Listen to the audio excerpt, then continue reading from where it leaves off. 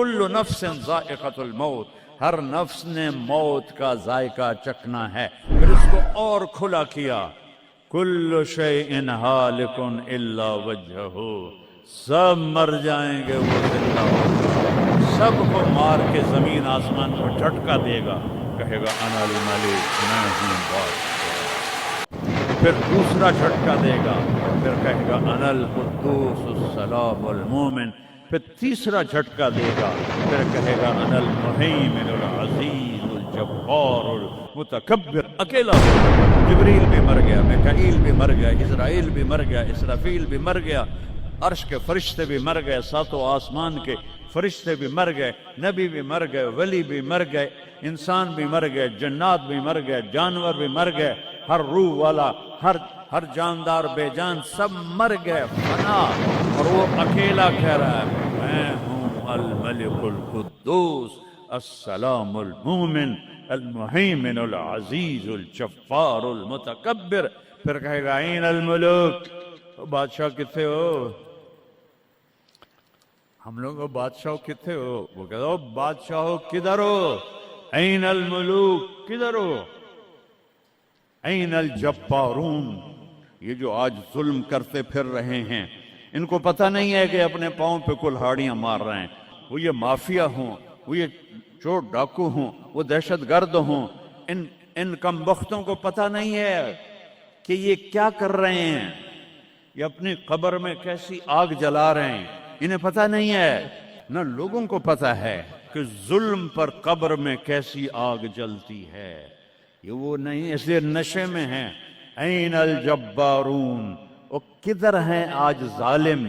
پھر کہتا ہے این المتکبرون، ایڑی مار کے چلنے والے، گردن اکھڑا کے چڑھنے والے، تکبر والے، کدھر ہو؟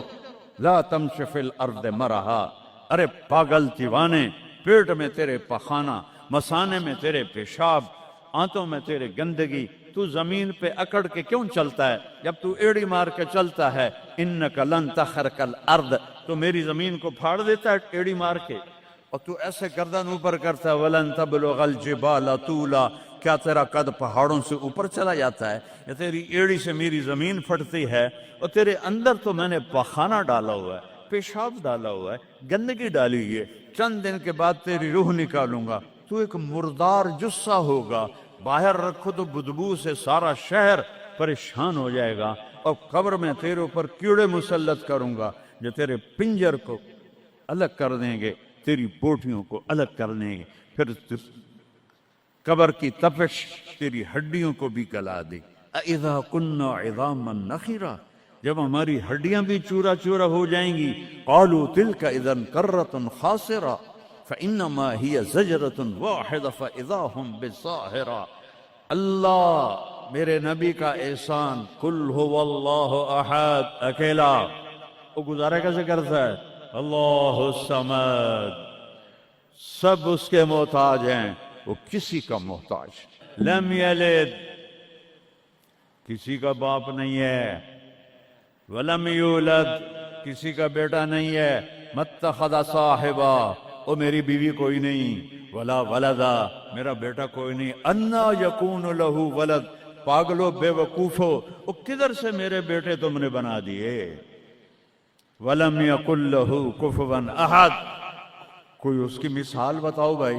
اللہ کہتا کوئی مثال ہو تو تمہیں بتاؤں، میری مثال ہی کوئی نہیں، میری مثال ہی کوئی نہیں۔ جنت کی سب سے بڑی نعمت ہے جب اللہ سامنے آئے گا، پردہ ہٹائے گا اور کہے گا سلام قولا من رب الرحیم، میرے بندو آج تمہارا رب، میری بندیو آج تمہارا رب تمہیں سلام پیش کرتا ہے، وجوہ یومئذ ناظرہ الی ربہا ناظرہ۔ جب اللہ اپنا پردہ ہٹائے گا، جب جنت والے جنت میں اور سارے جنتی اپنی اپنی جگہ میں، تو فرشتہ اعلان کرے گا اللہ کی ضیافت ہے، جمع ہو جاؤ، سارے جمع ہوں گے، ایک میدان ہے جنت الفردوس میں، اس کا نام مزید ہے، جبریل آئے ایک شیشہ لے کر، یا رسول اللہ یہ شیشہ، اس میں یہ نقطہ اپنے دیکھنے کا، ہاں کہ یہ کیا ہے، کہ یہ میدان مزید ہے، اس کا نام ہے مزید، اس کی گھاس زعفران کی ہے، پر پیلی نہیں، سفید رنگ کی گھاس ہے، اور یہ اللہ کے دیدار کی جگہ ہے۔ اور میں جبریل جو یوں کرو تو عرش سے یہاں پہنچ جاتے ہیں، یوں 1 سیکنڈ میں جبریل سدرۃ المنتہا سے عیدگاہ کی مسجد میں پہنچ جاتے ہیں۔ وہ کہتے ہیں یا رسول اللہ، میں اس میدان میں سال ہا سال اڑا ہوں، مجھے نہیں پتا کہاں شروع ہوتا ہے کہاں ختم ہوتا ہے۔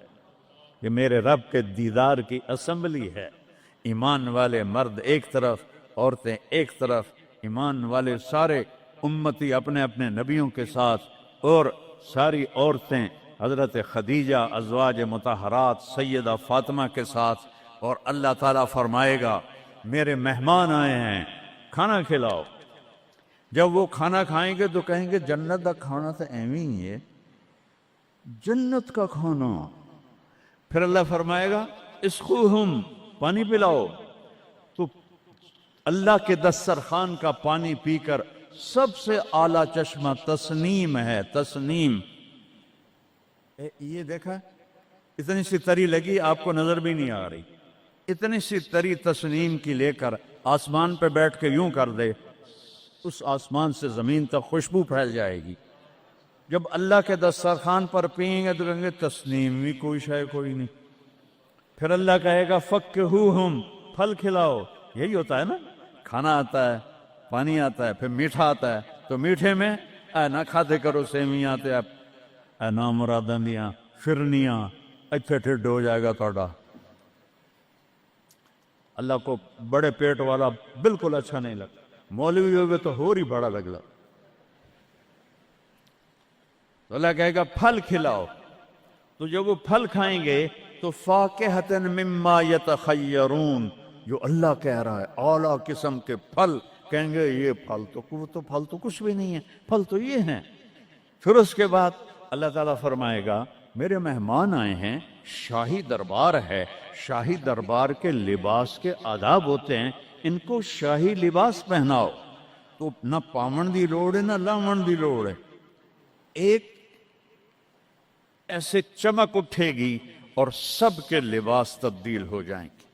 اللہ کے دربار کے شایان شان وہ لباس ہوگا، تو کہیں گے جنت دے لباس ٹاٹ دے کپڑے ہی ہیں۔ پھر اللہ کہے گا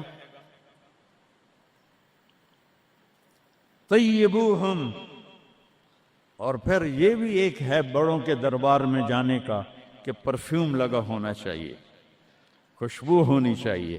ہمارے نبی کو خوشبو بڑی پسند تھی، تو ایک ہوا چلے گی، اس کا نام میرے نبی نے بتایا مسیرہ۔ وہ ہوا آپ نے فرمایا ہر جنتی مرد عورت کو خوشبو لگائے گی، اور فرمایا تیری بیوی دنیا میں تجھے ایسی طرح خوشبو نہیں لگا سکے جیسی وہ ہوا تجھے خوشبو لگائے گی۔